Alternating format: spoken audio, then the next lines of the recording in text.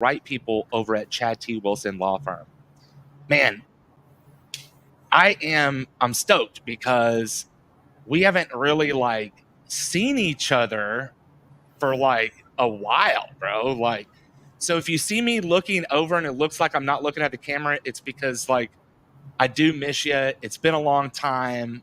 I'm super, super, super happy that we're doing this today, bro. Yeah, I was trying to think this morning, when was the last time I saw you in person?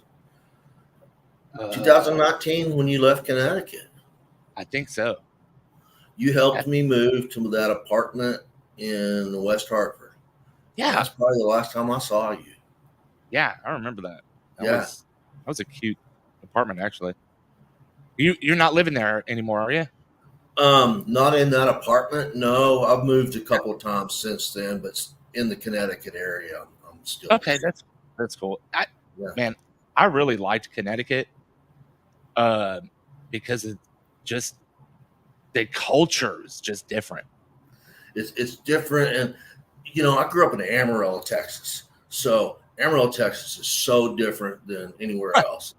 There's no trees. It's an arid climate. When we get rain, it's 10 inches at a time and floods everything. So Connecticut to me is just beautiful. Trees everywhere. I live on the Farmington River in Burlington, Connecticut now. So it's really sweet. Dude, so even the snow is different from Amarillo. That's something that we have a lot in common is, we have so much in common. But Amarillo, I went to the Boys Ranch. That was my first, not only did I go to the Cal Farley's Boys Ranch for a couple of years, but then I came back and that was the first storm I ever worked. So I was in the Amarillo marketplace and I was there multiple times, and for multiple years, and we never crossed paths, or we may have crossed paths. I knew it, I moved after college. I moved back to Amarillo to raise my family in '96. So I was in Amarillo from '96 to January of 2019 when I moved to Connecticut. Wow, that's some dedication to living in a spot. Yeah, I was born in '92. So yeah, that was yeah. So yeah, we have an age gap. Know your age a little bit today. Well, what's funny is you trained me in the roofing business. When I moved to Connecticut, that's what I moved for, was to learn the roofing business, and you were my manager. So how was that? I loved it. You introduced me to a phenomenal and amazing industry that for me has allowed me to rebuild my life, because when I moved to Connecticut, I was about to get divorced. In fact, you and I were living together when the guy came and served me divorce papers that Sunday afternoon. I'm sure you probably remember when he showed up at our storm dorm. Yeah. Yeah. Everyone freaked out when the police drove up. Because we were doing wrong, bro. Of course. People that do right don't freak out when the police pull up to their house.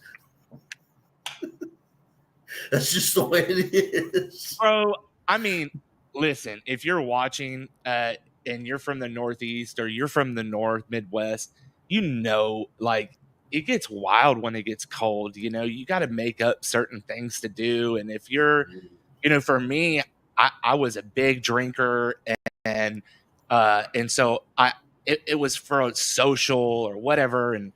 And like we would put like I remember one day we had like 60 beers in the snow on the patio, and we were like playing beer pong and all kinds of stuff. It was retarded. Yeah, just you get crazy in that snow and get housebound and not being able to go work for 2 months at a time. And that was a tough winter. Where we were living in Waterbury, we were down in that valley, and it snowed every freaking day for 2 straight months. So there's a myriad of things that I want to talk about today. The number one, she goes, crap. Oops. Oops. That's the beauty of podcasting. I absolutely love it. So, Yes. when you came in, was a very different place. I was in a very different place in my life. We were both in very, very vulnerable places in our lives.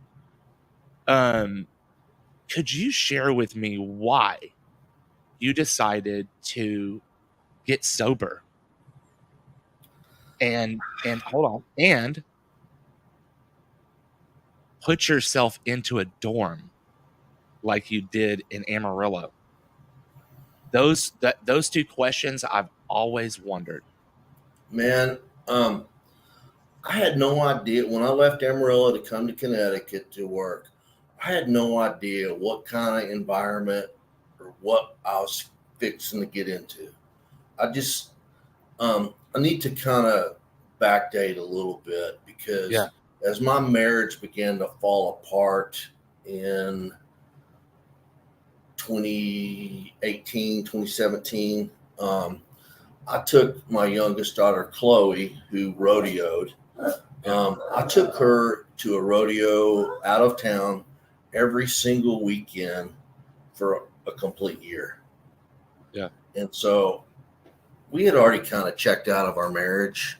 And I left Texas knowing that I was going to try to rebuild my life somewhere. Yeah. I had to put it back together. And when I got to Connecticut, met you in that storm dorm, didn't know what I was doing, but I knew you guys were able to make a lot of money somehow. Yeah. And I knew I needed to have a good job and make some money to put my life back together. I had closed my landscaping business in Amarillo in 2018. I'd sold it to a guy, and the sale didn't go well. So my life was just falling apart.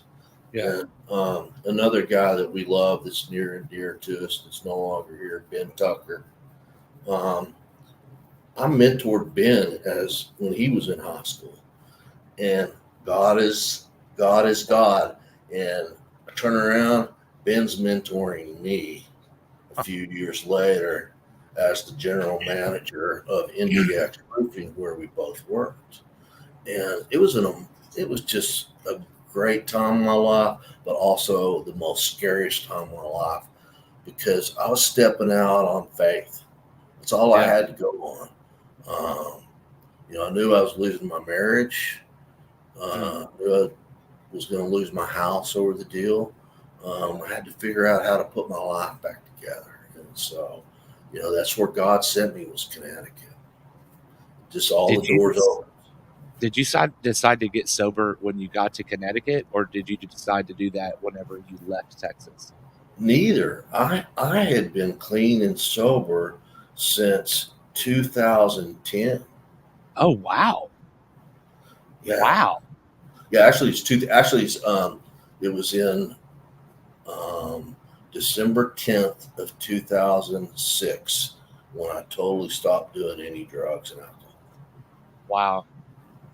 So, and what I do remember is pretty soon after I got to Connecticut, I connected back up with my support group, which is worldwide. And you probably, and you guys remember, I'd leave every night about 6:30 and go to those meetings. And I remember you asking me quite a bit about those meetings, and because I think you'd had a little experience at that time with trying to stop drinking and doing drugs. I wanted peace. I wanted serenity. I was after that. I was looking for, and I was running from my higher power, which I believe is Jesus Christ. That's my higher power. And when I've never told you this, but I watched you go to those meetings, and I thought I should go to one of those. Every single time you went to one of those meetings and you asked me to go, I fought going to that meeting And I even went to the freaking bar. I tried to get you to come with me. I know I did. You know, and like when I told you when I you told you I guys wanted were, you to, guys were, yeah, you guys were very respectful of my sobriety and what I was doing. I'll say that. You never said, "Oh, just come have a beer with me." You never did that. So I'll give you guys kudos for that, Marcus. You guys understood and respected where I was in my life and what would happen if I went back that route. so I didn't understand the uh the graveness of and the seriousness of going to those meetings, how important it was, right? And to this day, right now, I haven't been to a meeting in a little while. Gonna plug back into my local group, but we've had some changes, some personality things, which should never get in the way of your sobriety. It does, Which is though. We're right. human. We're human, right? Um, but I've taken that time to connect with my family in a way in which that I've ever been able to do, and my God, in the way that I've never been able to. And so I have a clean conscience on my sobriety because I'm walking through the steps that I need to stay sober, Right right? on. And it's super important. It was so important to my family that my wife decided to do it as well. And she's seen the benefits and she's seen what happens with it. I mean, her friends want to drink all the time, but she just chooses not to, you Sure. know? She's a supporter of you. Very much so. Very much so. But yeah, I had to ask that and I had to touch on that because you were very, very faithful with that. And I want to give you the props that you deserve for that because you definitely helped influence someone else that was in addiction and that needed to see someone because that's an example to go off of in the future when I really, really, really absolutely needed to go, like as soon as I was getting sober. Those were the things that I was thinking about when I was going pretty much every single day. And it's just like that thought, like, okay, there's a life, there's a functional life outside of these doors, but I gotta relearn how to do it. And and I thank you for being so consistent like that. That really, really does mean a lot to me. And you understand this too, being in the rooms for a little while. That's what I'm supposed to do. And if I don't give away what was so freely given to me, something's going to happen bad to me. Yeah. Yep. Yeah, it's a beautiful thing to be able to watch other people get sober too. And what's crazy is, I decided to get sober 3.5 years ago, almost 4 years ago, 4 years now. And when I did that, it wasn't extremely popular, right? It was starting to gain some popularity, but not like in the last few years. Like the Right. last 2 years has been insane with the popularity of people getting sober, even celebrities getting sober. Mm-hmm. I absolutely love it. I love that people are looking to have a little bit more of a sober mind because it's, in my opinion, makes everybody be a better person. Sure. When somebody asks me, why I go, and I'm just like, if anything, dude, I like becoming a better man. It's like when I step into those rooms, I'm around older gentlemen that have been through so much more than I have that can help me, right? Like there's there's another way. Like you don't have to do it the hard way. But I'm an addict Yeah. and I look for the easiest, softer way in whatever I'm doing to start with. And, I didn't go to a 12-step program for my first choice when things got tough for me. That was the last house on the block I went to. And every addict I know will tell you the same story. We don't want to go there until we have to go there. Yeah. I was forced personally. Yeah. A lot of people know this story, but CPS came into our lives after a long vacation, and a disgruntled family member, right? And I normally tested negative, like every time CPS showed up, negative, negative, negative, negative. I was really cocky about it too, like you're not going to get me, like. And that time they got me, and they kicked me out of my house. Didn't even live at home, And that's humbling.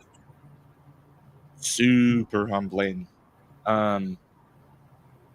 That was the beginning of the rest of my life, though. Yeah.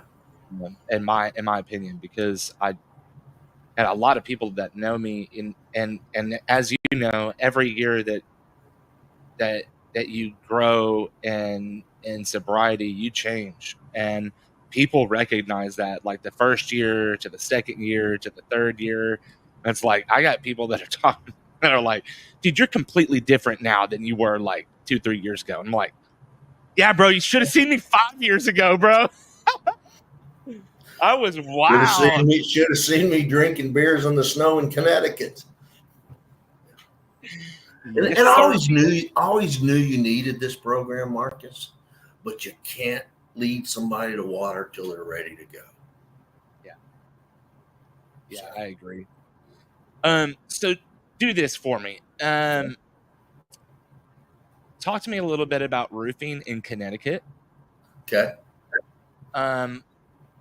First, I want to talk about a little bit about your training, right? You talked about how when you came up there, I helped train you. What did you think? Was there anything lacking in the training, or do you think that the training was too hard? No, I love the training. It was point on.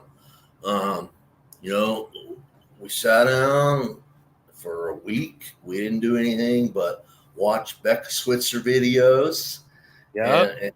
And talk about how to help customers get their roofs approved through insurance. Yeah. What does hail and wind damage look like? Yeah. How do we go help these customers so that the company can survive and that I can survive and make enough money to live on and be comfortable? Yeah. You guys did it. Yeah. I mean, when you went out, what was your experience on your first couple of claims? I remember the first couple of claims that I got. They were old claims that other reps had already started that had been there a year before. The storm was about 6 or 8 months old when I got there. So I took some old files, started working those, got a couple of them approved.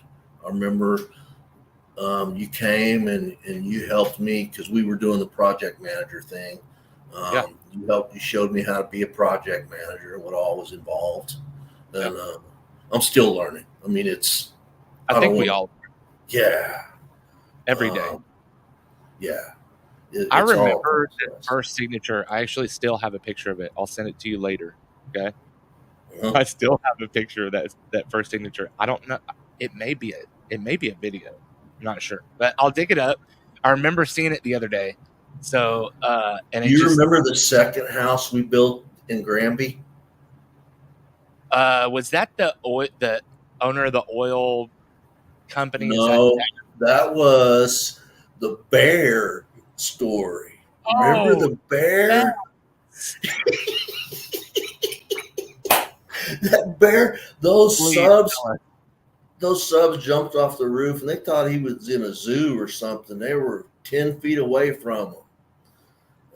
They didn't know that the homeowner was I guess the homeowner was feeding those bears donuts or whatever. Yeah. It's crazy up here. Bears just wandering around everywhere.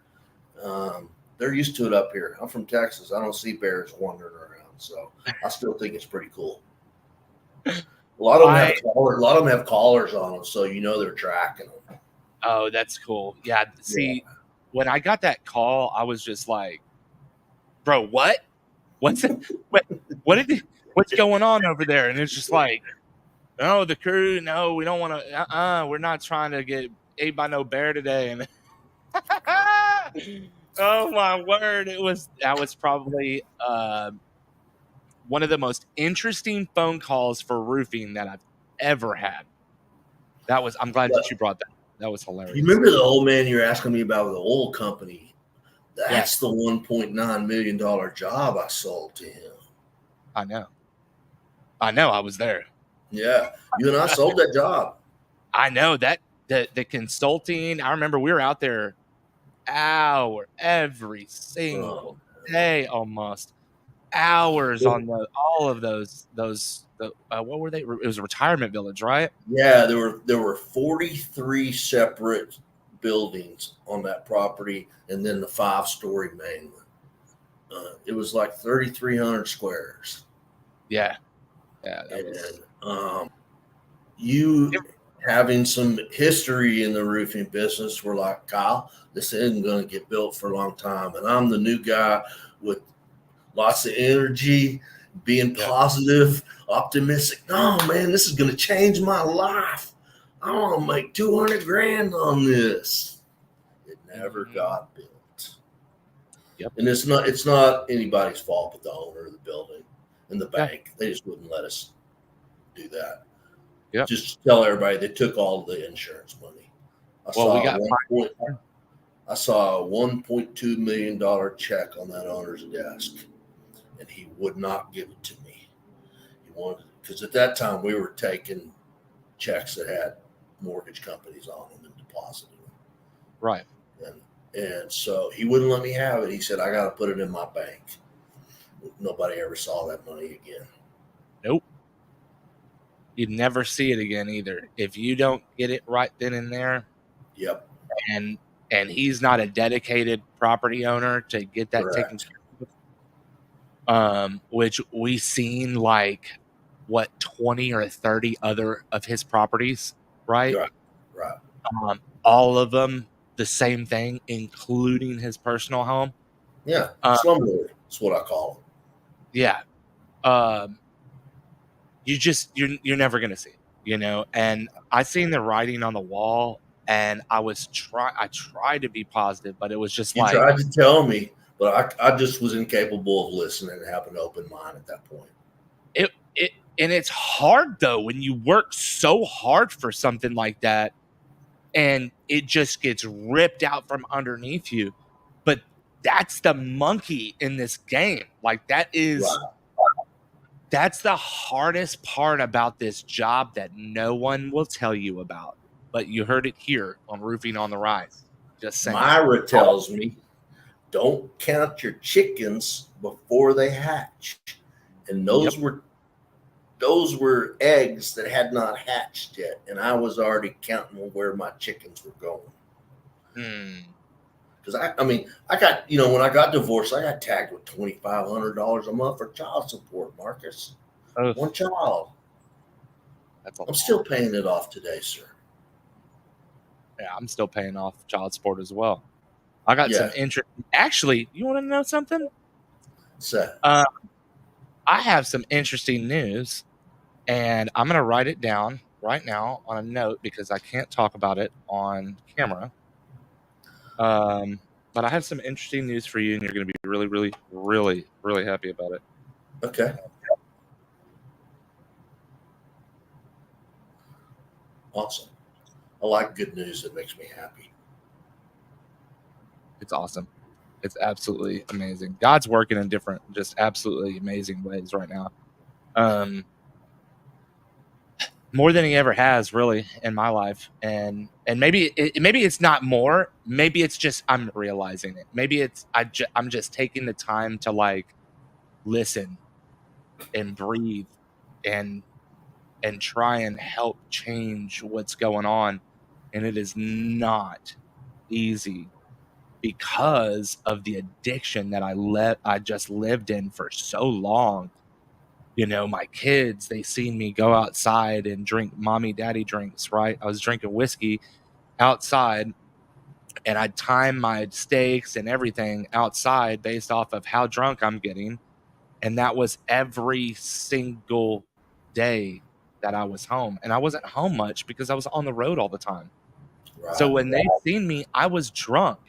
And in my eyes, I was just having a good time because I was off. And in their eyes, daddy's a drunk. And I the respect as a father when, you know, and it's different in every home. But for me, I neglected things in my life, fatherly duties and husband duties, etc., that just ate a hole into our family. And you know, now we're slowly filling it with Jesus and with love and with adoration and more love and some cuddles too, right? Maybe Well, some and pedicures and some we manicures. cannot be the spiritual leader of the household if our trust is put in a bottle or another substance instead of God. Yeah, that's a good way to put it. Can you share a memorable story about your success?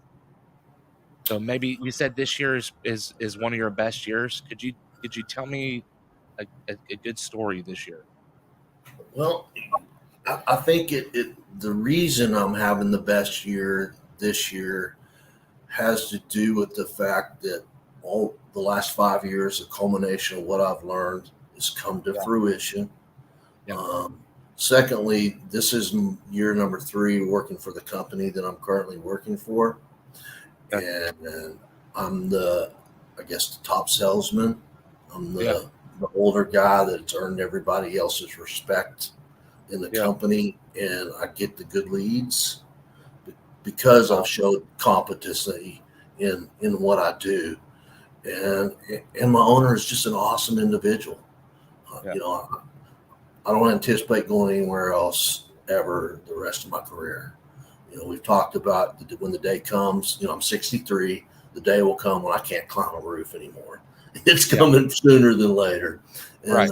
you know, they're finding ways where I can continue to work for them and not have to be on a roof. So that Yeah. tells me that they're valuing what I've been taught That's awesome. and the person that I am today. So that makes me feel good, not only just for myself, but just for life in general. That's awesome. Yeah. Do you know how to fly a drone? No. That might be the next That thing. might be the next. Yeah, you're exactly right. Yeah, there are thermal drones and regular drones. I mean, I'll definitely start with a regular drone. Yeah. Buy a cheap one on Amazon, Yeah. like couple $100, Mhm. and play with it, crash it, play with it, crash it, play with it, crash it. Yeah. Yeah. I've And watched crash a few it. adjusters use them. They look fun. Yeah, because like when you crash the couple grand ones without, listen, your heart. Okay, so listen to this. So Okay. as you know, last year I went into distribution for a year, right? Right. I went undercover. Mm-hmm. Uh, so while I was in distribution, you know, I went from using drones in the field with roofing to using drone in the field for the distribution warehouse and to culminate it into the podcast. And so, first day with a new drone, right? They had to buy all new equipment. We go out with a drone, and I've taken an awesome video. Goes up, right, and the like the remote Okay. disconnects from The the drone. drone. Okay, and so it just does whatever it wants. They'll either go way up, or they'll go way out, or they'll just like super rev, or they'll go back to home. There's a lot of different things that happens, and there's different theories about like what happens with your drone or whatever, but I don't know what happened. Maybe it just was meant to be. Anyhow, it disconnected and it went up and the outside blade clipped the tree, and it went like this on top of it, and just laid there. like it didn't even damage the drone.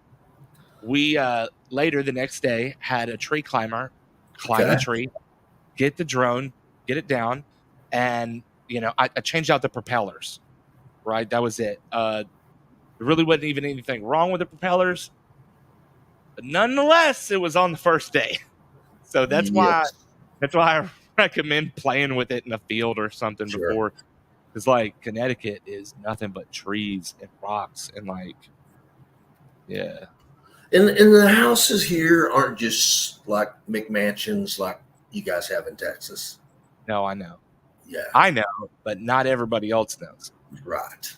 Some of them, some of them are smaller, some of them are bigger. I know there's like Hamden. There's a really, really nice big neighborhood in Hamden, and I mean, I think some of those big cities have a nicer, bigger neighborhood. Absolutely, yes. You're right. You're not driving down Coulter and seeing the big mansions and stuff. It's just not. It's not the same. Or if you're in Houston, you're not going to drive down Memorial and see. It's just not happening up in Connecticut. You got to like go into the mountains. They're very select. There's very few and far between. And generally, there's big estates over in Litchfield towards New York City. Yeah, those they have like slate and man, they've had family roofers in their history for generations, so it's tough to break in over there. What's the biggest challenge you faced whenever going to Connecticut? I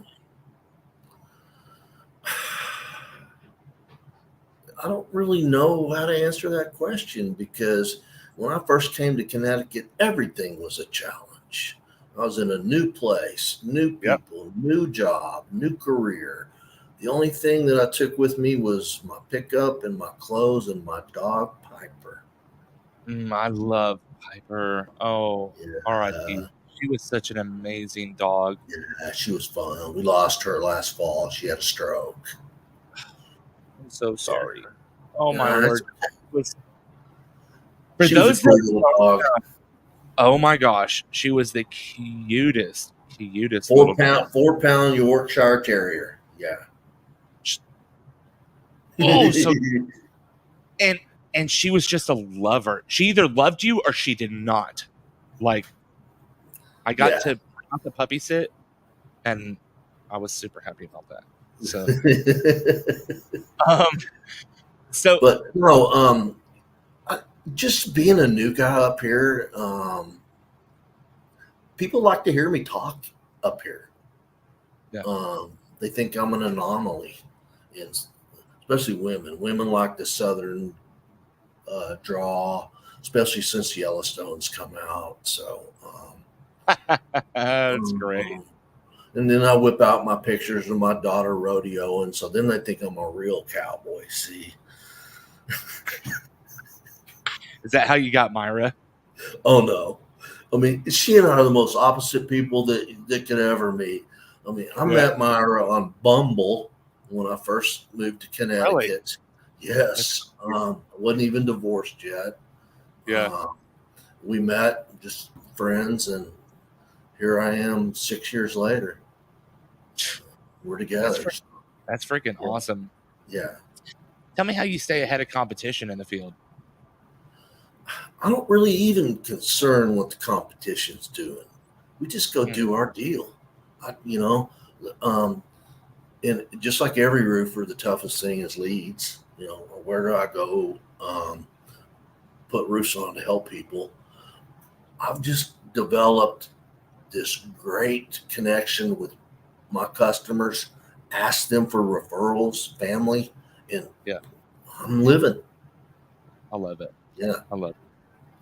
Because I'm not a door knocker. I'm not a door knocker. No. I did not like knocking doors when you guys hired me, and I won't go do it today. I know, but you're still. So I actually you're an example to a lot of the people that I train, a lot of the trainees in the past. And here's why. Because in my mind, if at your age, and don't take this the wrong way for the age, No, I get it. I think it's very respectful that at your age that you changed what you were doing because you found that there was something that you were doing over and over again that didn't change in result. Right. And so you needed to change that. And you left, I mean, basically went into a new world, right? Like from the south to the north, completely different worlds, completely different living. And so in my eyes, I always reference to you because if you could leave everything and go to a storm dorm and learn for 5 to 10 hours a day for a week straight and then go out and do it, if you can do it, they can do it. Right. If I can do it with all the challenges that I've been put with in life as well, then you can do it. And I think that if you believe in yourself, and this is that one of the biggest things, if you take anything away from this, if you just believe in yourself and you do what is required, then you will be successful. Doesn't matter what you're doing.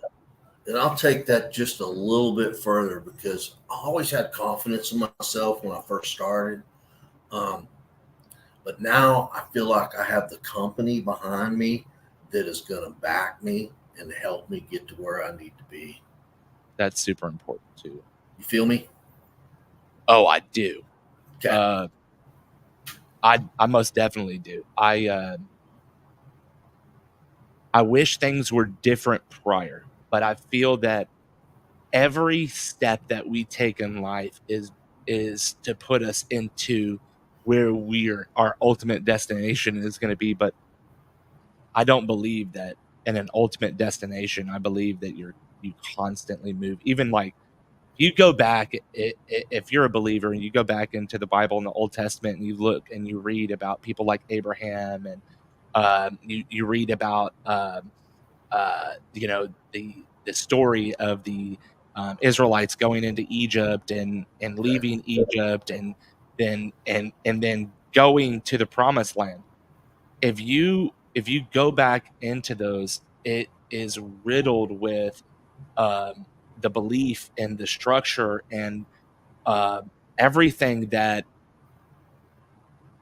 I don't know where I was going with that, but like God's got a purpose for what you're doing in your life. And I feel that each one of those men, that's where I was going, that each one of those men was constantly moving.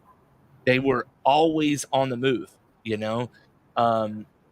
And so that's why I believe that your destination's not necessarily fixed. It kind of floats, if you will. Yep. What are most important values for you as a businessman? Man, that's a really good question. I have never thought about that before. I want my customers to know that I want to do the best job I can do for them. And I don't want to say make them happy because there's some customers you can't make happy. Right. There's some situations you can't make right. But if I go into that transaction, which I'll call it a transaction, because that's what we're doing, is we're selling a roof. You know, I can sugarcoat it and say, "Oh, I'm trying to help people." We're trying to sell a roof so that I can make money, and they need a roof. So, because I'm not going to give them try to sell them something they don't need. There's too many people out there that need something, so I'm going to help those people. I want them to be comfortable with me.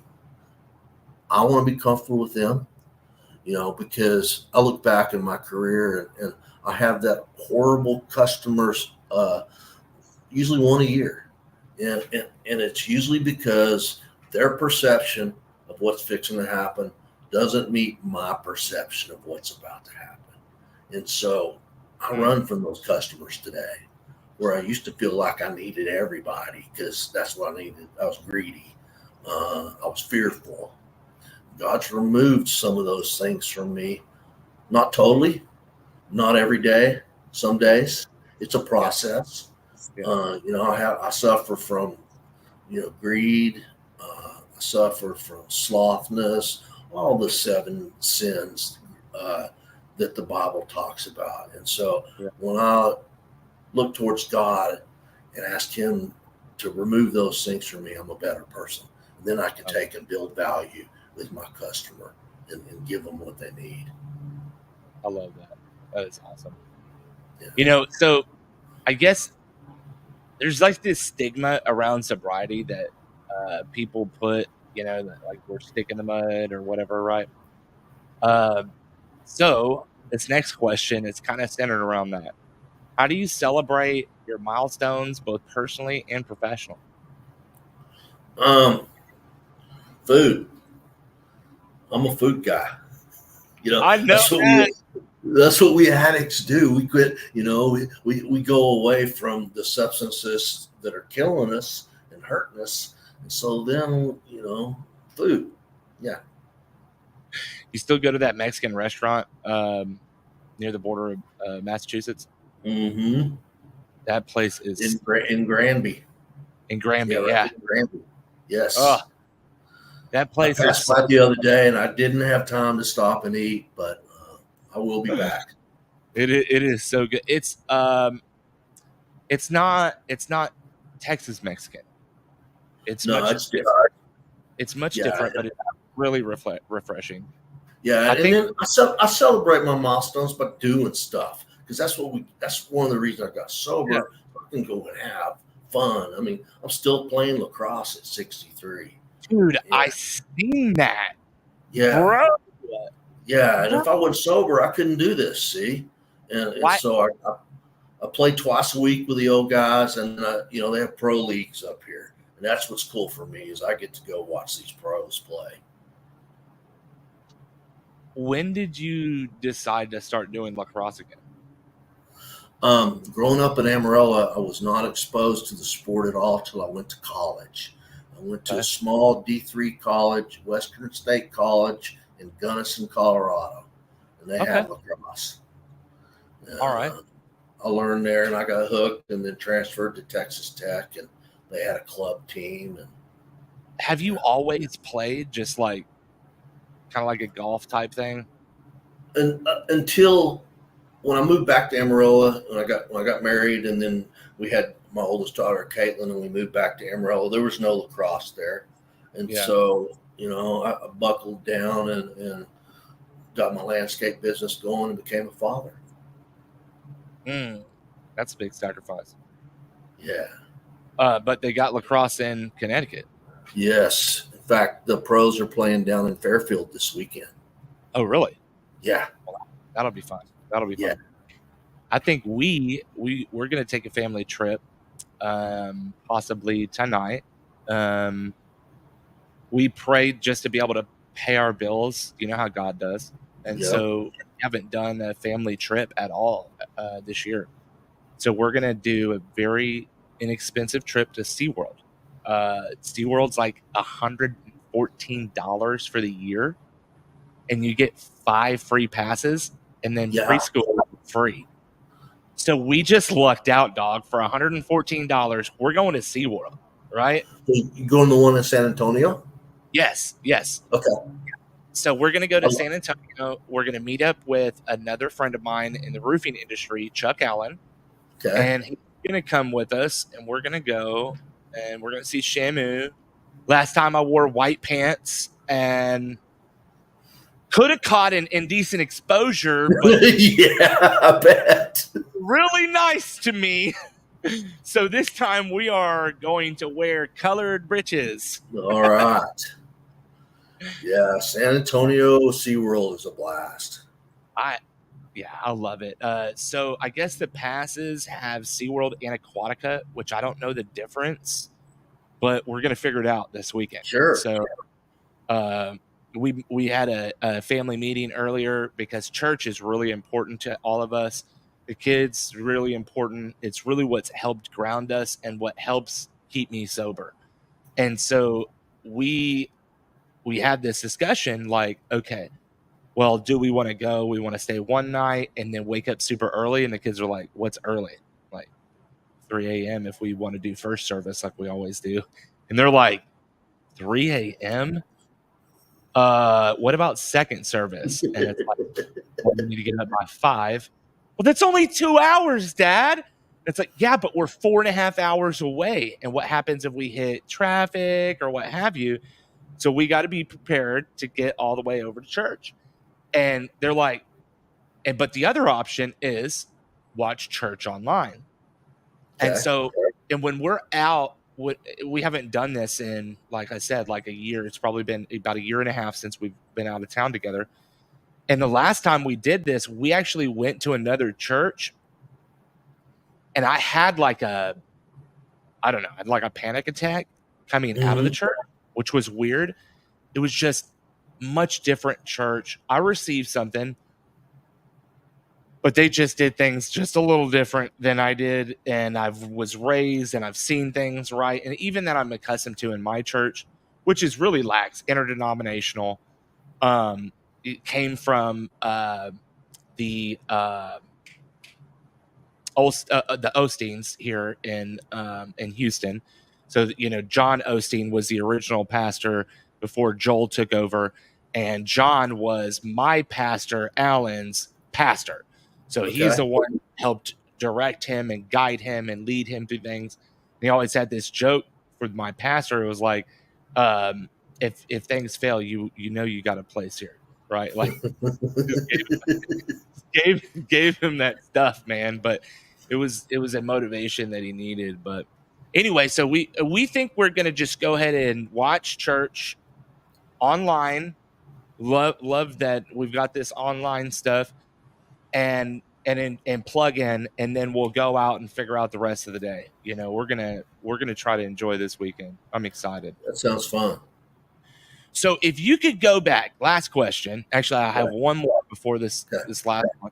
If you could go back and give your former self one piece of advice, what would it be? Man, if my youngest daughter ever watches this podcast, she's going to shoot me. But I'm going to say I would have never bought her any horses.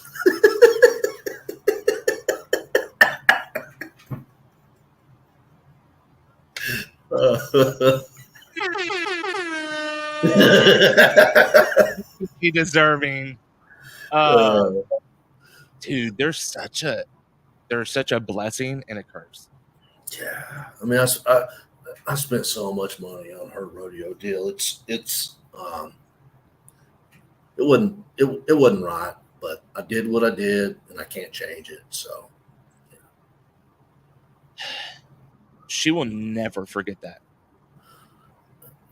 I guess if we're gonna bare our souls here, we gotta. My kids don't talk to me, Marcus. Yeah. I haven't spoken to my oldest one in 3 years and Chloe 2 years. And if I could talk to them, I could tell you why they don't talk to me, but I can't even tell you why. They just quit answering their phones and text messages one day. So, but yeah, you're right. Those memories are there. She and I went all over the United States. She won the National Little Britches Rookie of the Year in 2015. That's awesome. Yeah. And, we went to a rodeo every weekend that year. That's freaking cool. Yeah. It was fun. I look at fathers like you and the dedication, and this is one thing that it's a peace of mind. You make an impact further than just your family, and people like myself were able to see some of the things that you did, the trips that you made to make it to make that relationship what it should be. And what happens on the other end is them, and it's between them and God. Your heart is between you and God as well. So, I'll pray for you, and I'll pray for the situation. And God's got a plan for it, regardless of what it You're is. right, exactly. And I'm not throwing bombs into Yeah, the situation like I normally used to do in yeah, addiction. yeah. I'm turn It's it over hard. to God. Yeah, and I suspect that they live in the same city as their mother, Yeah. and I suspect it's over child support. So Uh, money. yeah, that is what As it the is. Bible says, the root of all evil. Huh. That, my friend, if you were watching this episode today, after hearing everything that we talked about, what do you think would be the biggest takeaway? Mm, how much I miss you. I love you, dog. Yeah, same Freaking here, love bro. you, dog. Yeah. I freaking love you, man. I Well, love opening up Facebook and seeing your escapades and the person that you've become in sobriety. And see that speaks volumes for our program. if I could freaking hug you, dog, right now, hug you. Virtual hug, my friend. Love you, bro. Same Ladies here. and gentlemen, it has been a live stream. We have talked about all different kinds of stuff. I have the chills right now just giving the outro here because of the things that we talked about. We talked about sobriety, we talked about family, we talked about business, we talked about the differences in culture between South and North. We talked about just about everything. So if you're watching this, you can probably get something from this show. Ladies and gentlemen, we are sponsored by Chad T. Wilson Law Firm. When the insurance denies, delays, and defends their position, reach out to me. I will get you in contact with the right people right down here. Chad T. Wilson. Telephone number is 210-919-8987. Again, 210-919-8987. I'll display it out the bottom of the screen so that you can see it. And again, Kyle, thank you so much for coming on and sharing today. This was awesome. Thanks for having me, and I appreciate you letting me be here. Absolutely, brother. We'll do it again. Ladies and gentlemen, stay tuned for the next one, Roofing on the Rise.